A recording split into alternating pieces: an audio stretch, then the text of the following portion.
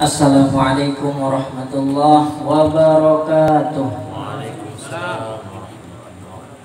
Alhamdulillahirabbil alamin. Alhamdulillahilladzi khaliqu kulli syai' wa huwa ala kulli syai'in wakil.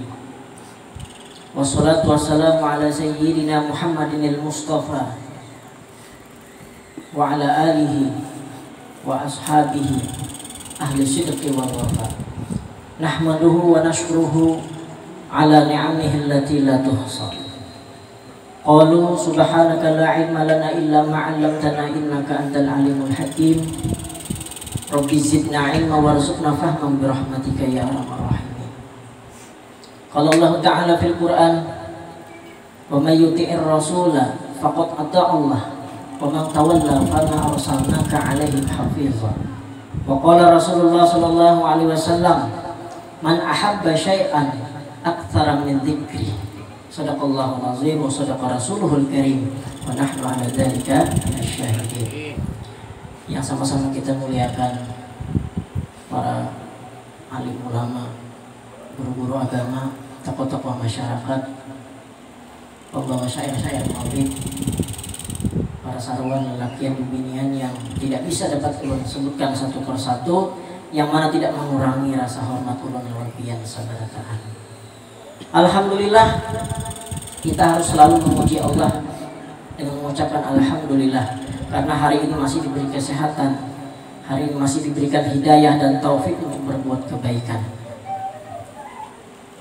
Salawat dan salam kita haturkan pula kepada baginda besar Nabi Muhammad sallallahu alaihi wasallam. Allahumma shalli wa sallim wa barik alaihi, yang mana pada hari ini, bulan ini kita peringati kelahiran beliau.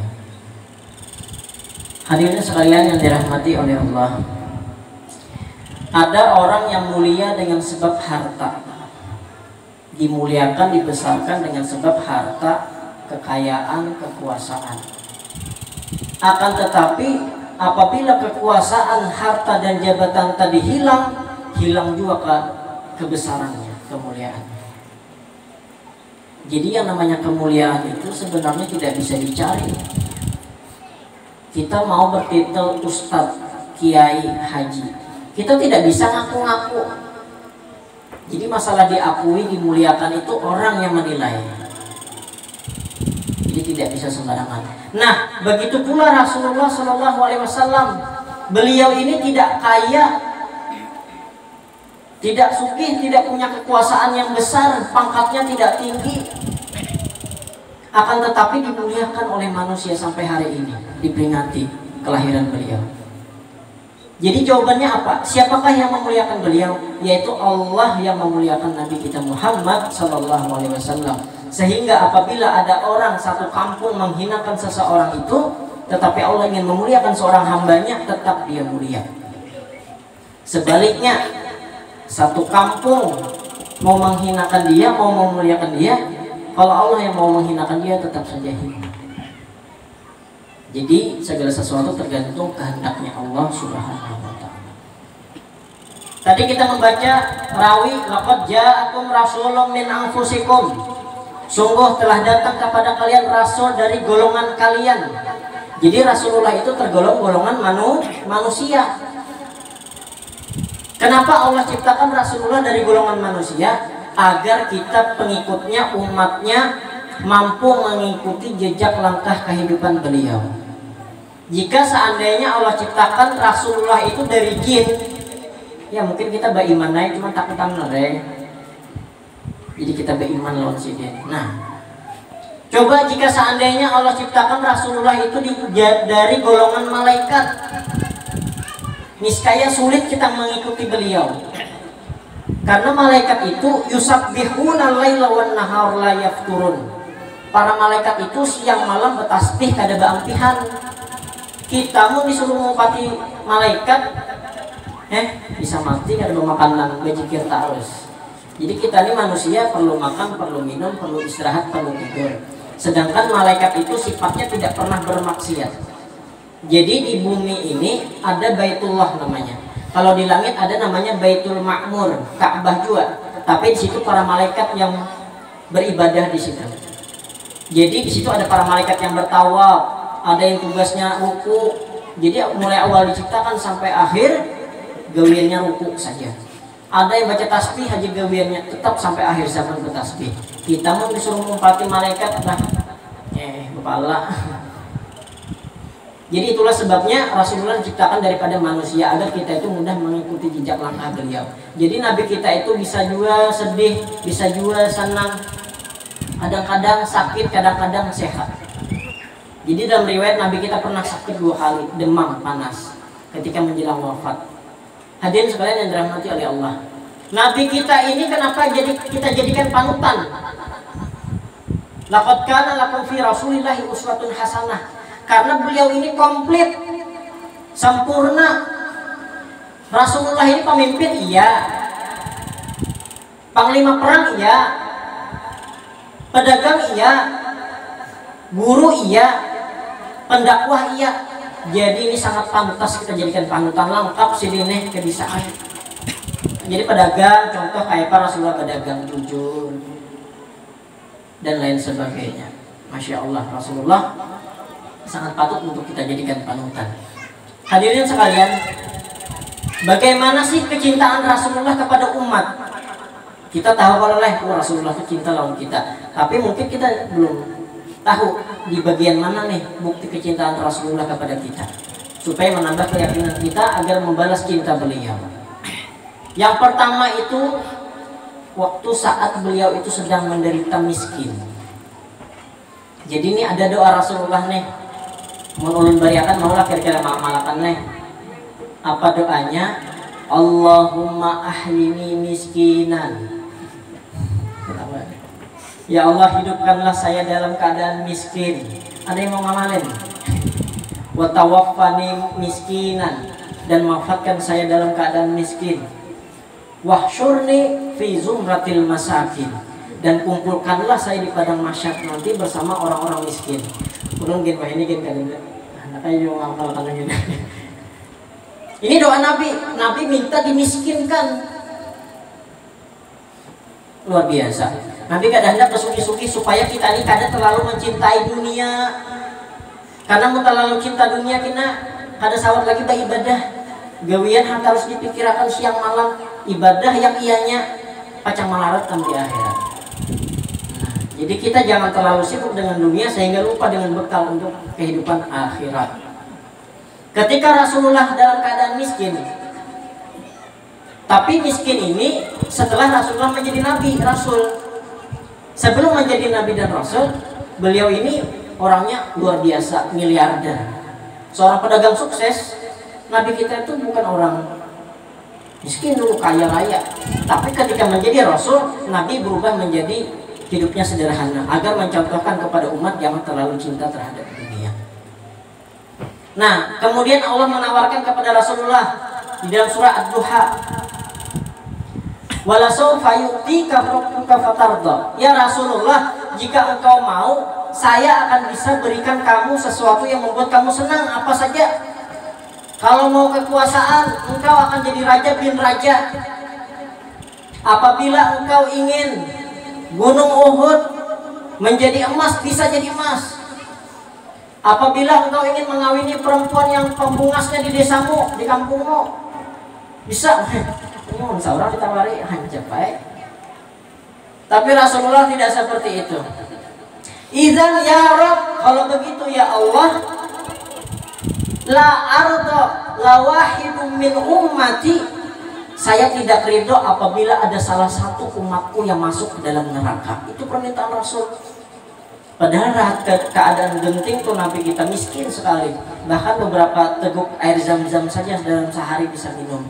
Roti beberapa potong dan kurma beberapa biji. Tetap Nabi kita memikirkan kita. Jangan sampai ya Allah, kata beliau, satu pun dari umatku yang masuk ke dalam neraka. Ini bukti cinta Rasul lawan kita. Yang kedua, ketika umat Islam waktu itu sedang dalam keadaan kritis, orang-orang kafir Quraisy menyakiti orang-orang Islam. Siapa yang Islam dibunuh, disakiti, dicambuk, macam-macam, diperbudak dan lain sebagainya. Kata para sahabat, ya Rasul, kalau begitu kita hijrah saja. Hijrah artinya berpindah dari suatu tempat ke tempat yang lain yang lebih aman. Apa kata Rasulullah? Waktu itu belum ada wahyu memerintahkan untuk hijrah. Kalau begitu kita tunggu dulu wahyu. Karena Rasulullah itu tidaklah berkata berbuat kecuali atas dasar wahyu. Wa ma yantiqu 'anil hawa. Apa ayatnya? In huwa illa wahyu yuha. Rasulullah itu tidak berkata dengan hawa nafsunya, tetapi dengan sebab wahyu perintah dari Allah Subhanahu wa taala. Ketika perintah wahyu hijrah turun, akhirnya Rasulullah berpidato kepada sahabatnya, "Wahai sahabatku sekalian, sudah ada perintah hijrah. Silahkan tuan-tuan pergi duluan, nanti saya yang nyusul." Loh, kenapa ya Rasul? Karena yang diincar oleh kafir Quraisy adalah saya. Yang mau dibunuh adalah saya. Kalau saya ikut dengan kalian, nanti kita akan dikejar. Nanti kalian tidak akan selamat pergi hijrahnya. Luar biasa Rasulullah. Ini pemimpin nih. Ini pemimpin. Dia memikirkan keselamatan umat. Jangan sampai ketika ada perintah hijrah, pendahulunya ada bakoper tulak sebelum ada beringat lalu lawan rakyat. Seharusnya begitu pemimpin, memikirkan kesejahteraan, keselamatan rakyatnya. Hadirin sekalian yang dirahmati oleh Allah. Kemudian bukti cinta yang ketiga Rasulullah, yaitu pada hari Senin tanggal 12 Rabiul Awal bertepatan dengan kelahiran Sidin juga. Sidin itu lahir bulan itu, wafat di hari itu juga. Luar biasa hari Senin. Waktu itu beliau sedang sakit panas, dan sebentar lagi beliau akan wafat. Akhirnya ketika sholat subuh azan dikumandangkan oleh Bilal bin Rabah, ternyata sudah selesai mengerjakan qabliyah subuh, Rasulullah belum juga datang nih. Mana nih Rasul nih? Biasanya Rasul yang mengimami sholat subuh. Setelah lama ditunggu, akhirnya Bilal pergi ke rumah Rasul karena dekat dengan masjid. Ketika ditemui Nabi, ternyata Nabi sedang dalam keadaan sangat payah, sangat lelah, sangat letih, sangat capek. Apa kata Rasulullah? "Wahai Bilal, tolong sampaikan kepada sahabat yang ada di masjid, saya sedang dalam keadaan sakit parah, jadi saya tidak bisa mengimami sholat subuh." Jadi lelaki itu boleh tidak ke masjid karena 3 hal. Yang pertama karena sakit. Meskipun ya sholat jamaah ini sunnah muakkadah, sangat dianjurkan oleh Rasulullah, belum sampai wajib, tapi muakkadah ini maksudnya sangat dianjurkan sunnahnya. Yang pertama tadi karena sakit, yang kedua karena hujan deras yang tidak memungkinkan untuk berangkat, kemudian yang ketiga tersebarnya wabah penyakit. Nah ini corona nih. Jadi ini udzur syar'i. Makanya kalau di luar negeri itu kalau azan bukan hayya 'alas shalah, shallu fi rihalikum, salatlah di rumah kalian. Itu di luar negeri kayak itu azannya. Ada yang coba lah mulai aja mazhab apa. Ya, kemudian datanglah kembali Bilal ke masjid sambil bercucur air mata. "Wahai sahabat sekalian, Rasulullah sedang sakit." Dan Rasulullah berpesan bahwasanya Sayyidina Umar, Sayyidina Abu Bakar harus menggantikan sholat subuh waktu itu. Tetapi apa kata Sayyidina Abu Bakar? "Wahai Bilal, saya tidak sanggup dan saya tidak mau menjadi imam selagi masih ada Rasulullah hidup." Ini akhlak nih. Ini akhlak beliau. Selama Rasulullah hidup, saya tidak mau menjadi imam. Jadi begitu dalam fikih memang seperti itu. Kita harus dahulukan orang yang lebih baik bacaan Al-Qur'annya, orang banyak hafalan Al-Qur'annya, orang yang dalam ilmunya, orang yang lebih tua usianya. Ini akhlak. Ini fikih mengaturnya. Yang sembarangan yang menjadi imam. Karena imam menanggung semua jamaahnya. Kalau imam tidak sah, maka jamaah itu tidak sah. Kemudian balik lagi Bilal menyampaikan hal yang demikian. Akhirnya Rasulullah mau dibawa oleh Bilal bin Rabah tadi sambil terengah-engah, penat sekali. Akhirnya sholatlah Nabi kita, Allahu Akbar, dengan cukup ringkas sholatnya waktu itu pagi karena beliau sedang sakit. Karena memang Rasulullah mengajarkan kepada kita, idza amma ahadukumun nas, apabila engkau menjadi imam, fal yukhaffif, maka ringankanlah sholatmu. Maksudnya gini, kita ini jangan sementang-mentang orang hanya kawin misalnya di kampung orang, lalu hanya bibir agak ada mintuhan nih. Allah menghantam surah Al-Baqarah langsung, astagfirullah. Kasihan yang jemaah di belakang, mungkin yang anu-anu yang ada apa-apa lo kok ada nang Tuhan di belakang tuh kasihan menggelitir betis berdiri. Ada nang kolesterol, ada nang asam urat, darah tinggi, beban sujud, pining kepala. Nah, jadi disesuaikan, kita lihat kondisi makmum. Jadi seorang imam itu harus mengenal aspirasi makmum. Pemimpin harus tahu keinginan rakyat. Jangan berkebelakangan dengan keinginan rakyat. Gitu. Nah, kemudian apa kata Rasulullah? Apabila engkau sholat sendiri, fal yutawwil masya'a, maka perpanjanglah sesuai kehendakmu. Jadi kita sholat sorangan malah kan yang panjang. Rasulullah itu pun sholat malam sini surah Al-Baqarah, surah An-Nisa, surah Al-Imran berurut-urut. Makanya bagi beliau ini bangkat sembahyang malam tuh. Ayatnya kalau panjangan. Mun kita napa? Kul. Ayat ringkas. Kul huwallah. Tapi saya enggak ada pedal tegawi ya Pak. Nah, hadirin sekalian yang dirahmati oleh Allah. Setelah Nabi sholat, Nabi berpaling menghadap para sahabat. Ya, sahabatku sekalian yang dicintai, sepertinya masa hidupku sudah makin sempit. Adakah kira-kira harta yang termakan oleh saya? Maksudnya, adakah silin diisi hutang kah? Diisi misalnya makan yang kada baik kah, makan hakun siapakah? Ini bagus nih diamalkan nih, supaya bersih kita sebelum meninggal menghadap Allah Subhanahu wa taala. Karena roh kita akan sangkut di langit apabila masih ada tanggungan hutang kepada manusia. Oleh karena itu kan biasanya ada yang penyampaian, apabila pihak almarhum ini ada terdapat hutang agar segera dapat berurusan. Itu gunanya agar apa? Supaya rohnya bisa masuk ke pintu langit, ke hadratullah.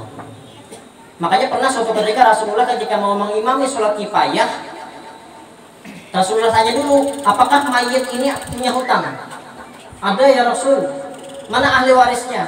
Oh tidak ada ya Rasul. Kalau begitu siapa yang berani menyanggupi melunasi hutang orang ini? Saya ya Rasul. Baru Rasulullah menyolatkan.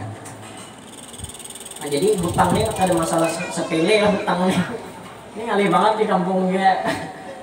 Mun kada menghutangnya disariki, dirangkuti.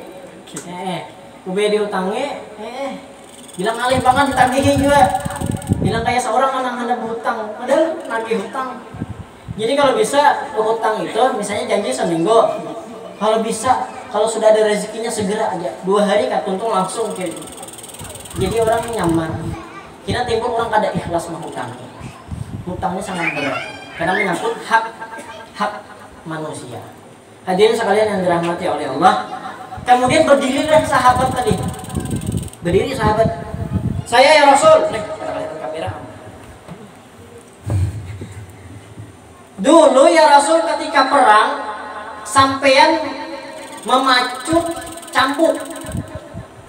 Akan tetapi mungkin pian kada tahu cambuk tadi kena badan ulun ya Rasul. Oh, kalau begitu gimana? Ya saya balas cambuk. Lalu sahabat yang lain mendengar model geramai, ini Rasulullah yang meninggal bermacam-macam kelakuan.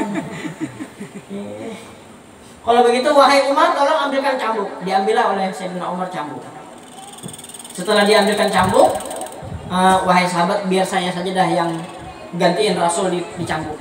Kata Rasul, jangan karena ini permintaan dia. Tetap saya yang akan dicambuk. Akhirnya ketika berhadapan dengan Nabi, ya Rasul satu lagi. Apa? Dulu waktu saya dicambuk saya lepas baju. Saya nggak pakai baju. Oh kalau begitu biar impas ya Rasul. Ya lepas baju. Kebangetan nih kata anak. Akhirnya lepaslah baju Nabi kita.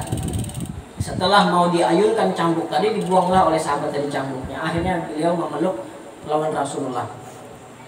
Makin bingung nih sahabat, apa nih kakak anak misalnya, apa nih sahabat nih kelakuan kayak ini. Ternyata apa? Ya Rasulullah, mungkin sebentar lagi kita akan berpisah. Kalau nanti di surga ulun tidak bertemu lawan pian hen melarane ulun kau maraga pian nih. Barangkali dengan sebab kulit pian yang mulia ini bersentuhan dengan kulit ulun yang hina ini dapat terkumpul pulang di surganya. Allah Subhanahu wa taala begitu. Nah jadi maksud sini kayak itu mun kada ulun akal-akali kayak ini kada dapian pacangan mau melepas baju. Nah jadi macam-macam. Ya hadirin sekalian yang dirahmati oleh Allah, bukan itu yang poin bahasan kita lah. Jadi setelah itu Rasulullah pulang ke rumah dan berpesan kepada Fatimah, ya wahai Fatimah, sebentar Abah ini kayaknya tidak bisa lagi nerima tamu. Jadi kalau ada tamu tolong bilang Abah tidak bisa nerima tamu. Siap Abah. Fatimah ya, anak beliau. Kemudian ternyata sementara itu Allah juga mengirim malaikat pencabut nyawa dan malaikat Jibril untuk turun ke bumi untuk mencabut nyawa Nabi kita Muhammad SAW. Akhirnya turunlah, diketoklah pintu, bertemulah dengan Fatimah. Siapa di luar? Manil Kharij. Anak qad ji'tu, kata malaikat pencabut nyawa. Siapa? Nah, Israel ya, alaihissalam. Saya telah datang. Akhirnya baliklah Fatimah tadi sambil menangis ke pangkuan ayahnya di rumah. Siapa itu wahai ayah? Orangnya sangat ngeri, merinding. Biasanya kan merinding itu kan karena gaib itu biasanya ada ciri-cirinya merinding. Soalnya walau beritanya merinding itu ciri-ciri ada makhluk gaib. Nah kemudian apa kata Rasulullah? Ketahuilah bahwa orang yang datang ini adalah hadimul ladzat wa qati'us syahwat. Orang yang datang ini adalah pengrusak kebahagiaan dunia, pemisah kenikmatan dunia dan akhirat, pemisah di antara orang yang kita cintai. Karena masalah mati ini kita kada ditangguh lah. Bisa jadi ulun kita dulu atau siapa yang ulun lihat, nah kita kada tahu. Tapi yang perlu kita persiapkan adalah bekalnya. Karena kita kada tahu lah, umur tidak berbau. Nah akhirnya ditanyalah oleh Nabi, aina Jibril? Di mana malaikat Jibril? Ternyata waktu turun dari langit tadi, malaikat Jibril sangkut di langit pertama. Ketika ditanya oleh malaikat pencabut nyawa, kenapa engkau tidak teruskan? Saya tidak sanggup melihat nyawa kekasihku dicabut. Akhirnya turunlah, tetapi turun juga malaikat Jibril karena memang seperti itu.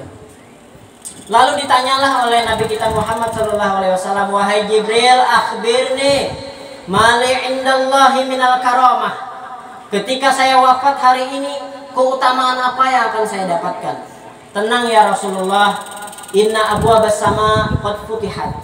Pintu langit telah terbuka lebar. Wal malaikatu saffu sufufa yantaziruna liruhik. Para malaikat bersaf-saf sampai ke langit menunggu ruhmu yang mulia.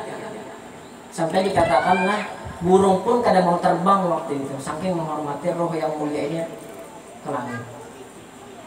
Oh, kata Rasulullah, "Idzan, bagaimana umatku?" Nah, Rasulullah kembali ingat kepada umat. Ketika mati ingatlah umat. Luar biasa nih. Berarti kita ini memang bujur-bujur dicintai Rasulullah. Apa kata Rasulullah? Ini haram tuh ala sairil umami hatta tadkhuluha ummatu. Sesungguhnya Allah telah mengharamkan surga bagi umat-umat sebelumnya, sebelum umat Nabi Muhammad masuk ke dalam surga terlebih dahulu. Jadi meskipun kita ini umat yang terbelakang, tetap juga kita nampak dahuluan masuk surga. Ini jaminan Allah nih terhadap kemuliaan Nabi kita Muhammad SAW. Oleh karena itu kita harus bangga lawan Rasulullah.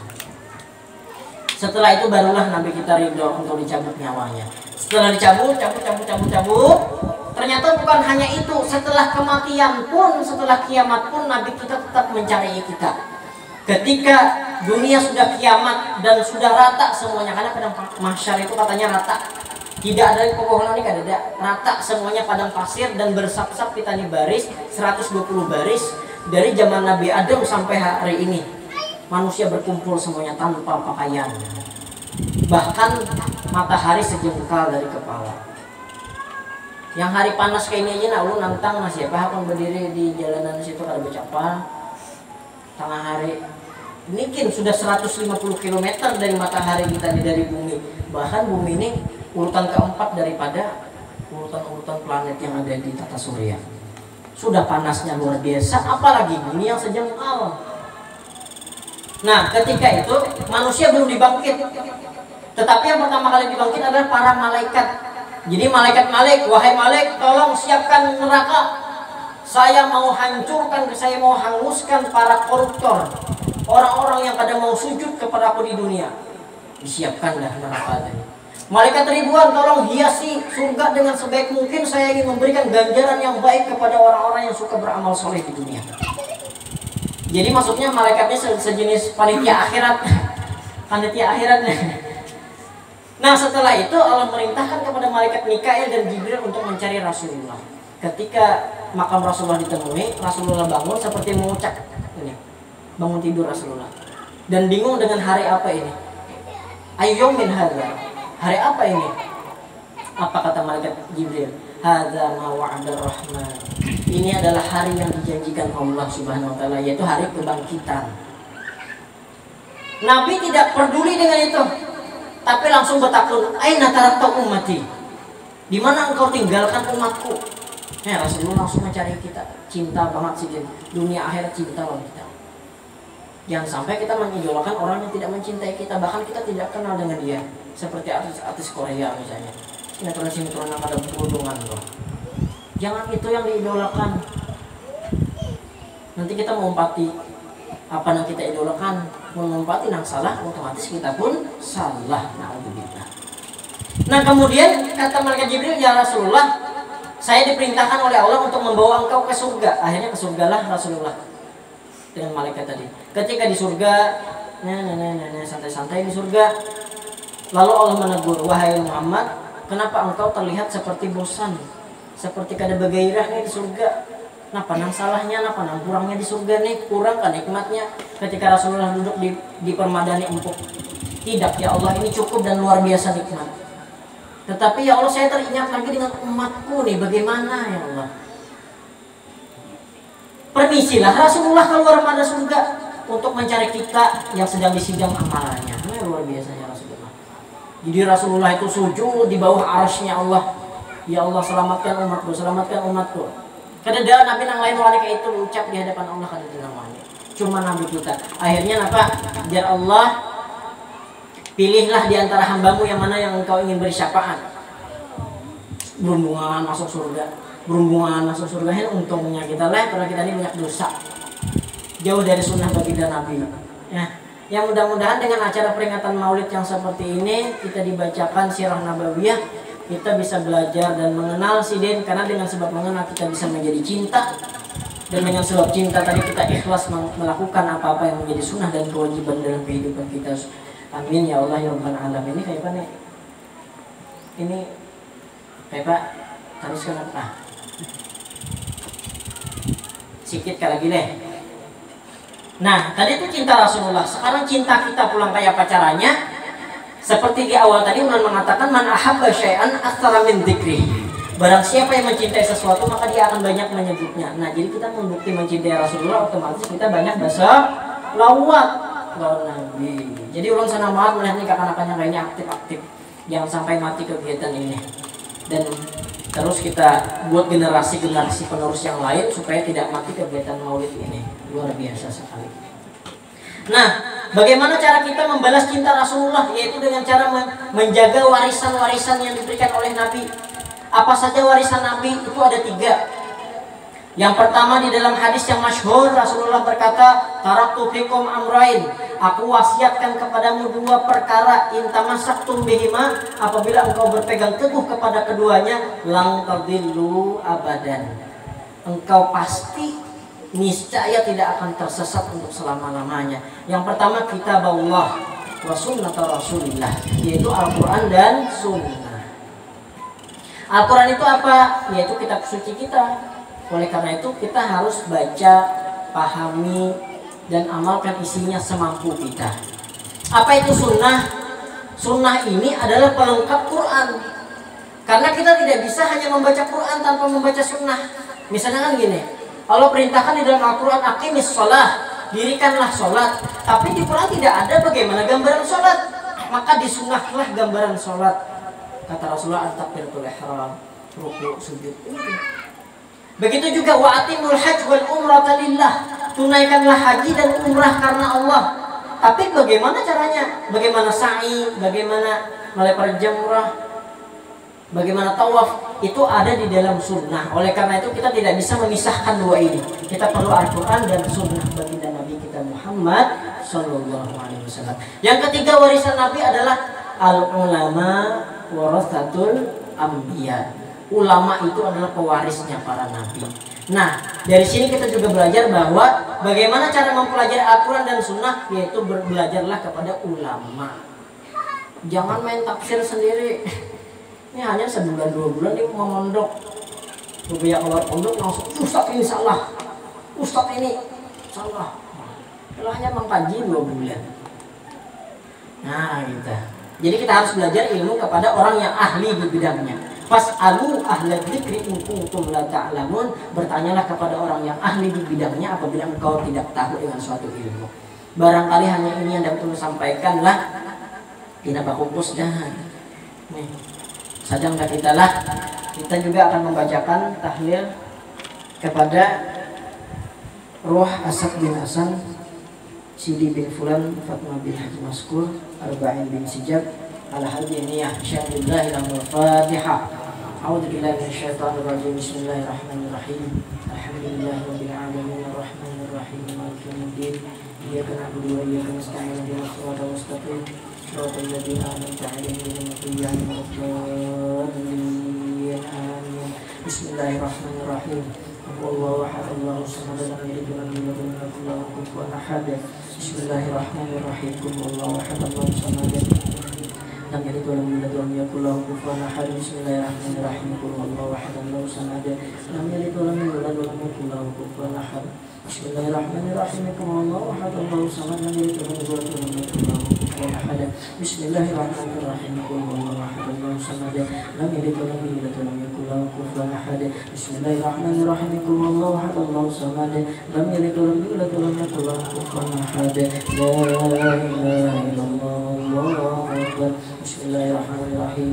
قل اعوذ بالفلق من شر ما خلق ومن شر غاسق اذا وقب ومن شر النفاثات في العقد ومن شر حاسد اذا حسد. بسم الله لا اله الا الله الله أكبر. بسم الله الرحمن الرحيم. نعوذ برب الناس ملك الناس إله الناس من شر الوسواس الخناس الذي يوسوس في صدور الناس من الجنة والناس.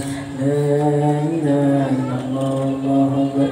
اللهم صل على سيدنا محمد النبي الأمي وعلى آله وصحبه وسلم. اللهم صل على سيدنا محمد النبي الأمي وعلى آله وصحبه وسلم. اللهم صل على سيدنا محمد وعلى آله وصحبه وسلم. اللهم صل على سيدنا محمد النبي الأمي وعلى آله وصحبه وسلم. اللهم صل على سيدنا محمد النبي الأمي وعلى آله وصحبه وسلم. اللهم صل على سيدنا محمد النبي الأمي وعلى آله وصحبه وبارك وسلم أجمعين.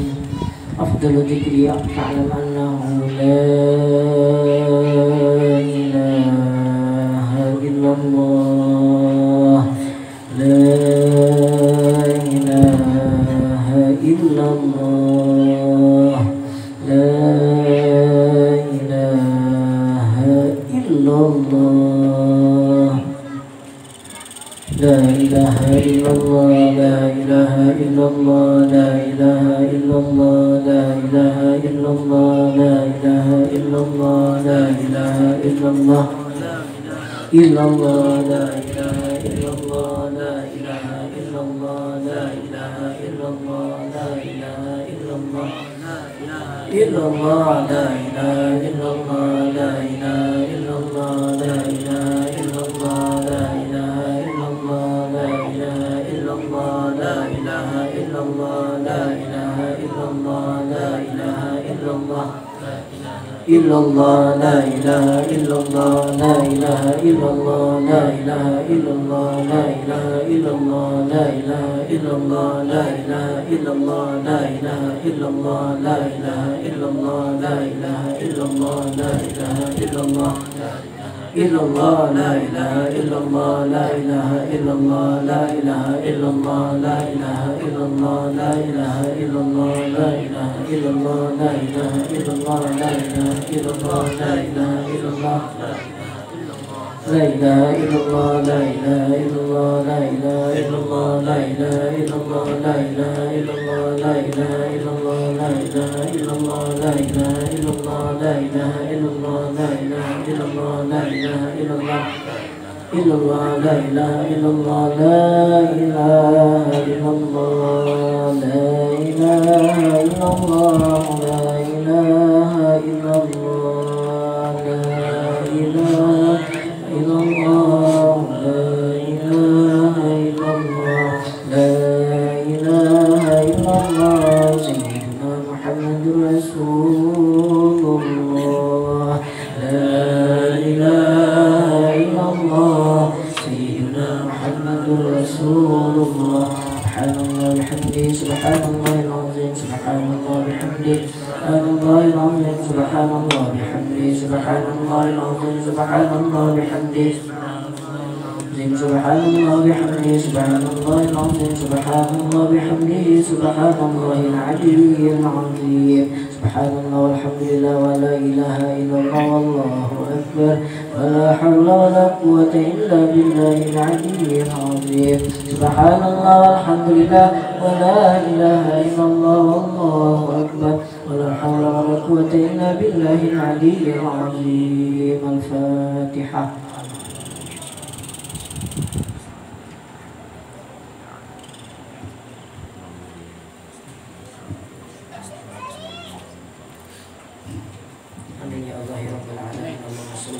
سيدنا محمد وعلى آله وأصحابه أجمعين.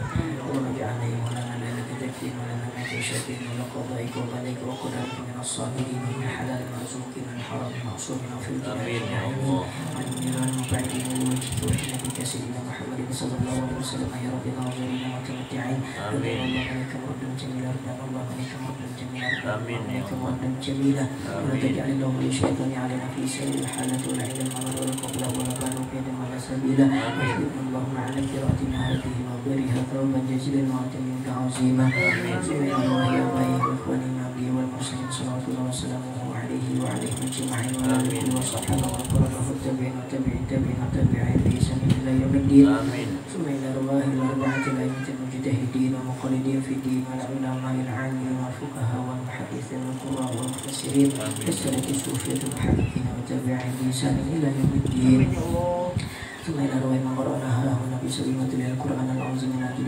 جهاته إننا أنتعلم به وبأسمه ولنا يا رب العالمين ثم إلى رواه من ضيعه وقال من أموال المسلمين كافة عامة من لهم زائد من الزائد لهم ومحل الجميع برحمتك واسكنا وإياهم بعصيه جنتك ومحل رضوانك ودار كرمتك يا أرحم الراحمين اللهم اجبر انكسارنا وابتلع تجارنا وخير الصالحات أعمالنا وعلى الإيمان والإسلام جمعنا توفنا وأنت راضي عنا ولا تهنا اللهم اغفر له ولا تأخذنا على غير وجه آخر كلامنا من الدنيا أن تنتهي أجلنا قولا لا إله إلا الله محمد رسول الله صلى الله عليه وسلم أحينا على حي حي عليه الميت وأثنى قبورنا يا بعث وانفعنا وارفعنا بها يوم لا ينفع مال ولا بنات إلا من أتى الله بقلب سليم ثم إلى أرواح آبائه الأخوان من النبيين والمرسلين والملائكة المقربين والكريمين والسادة أبي بكر وعمر وعثمان وعلي رضي الله عنهم إلى أرواح كل ولي وولية لله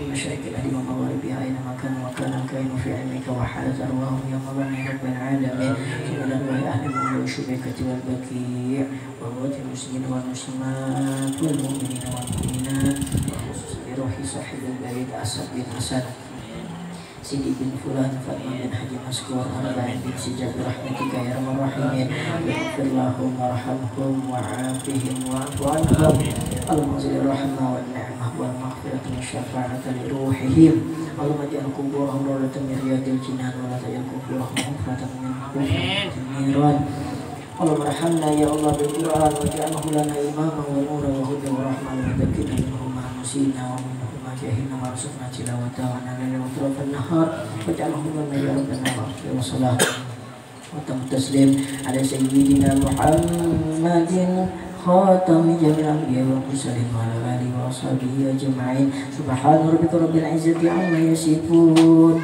وسلام على المرسلين والحمد لله رب العالمين تقبل الله منكم منا ومنكم تقبل يا كريم.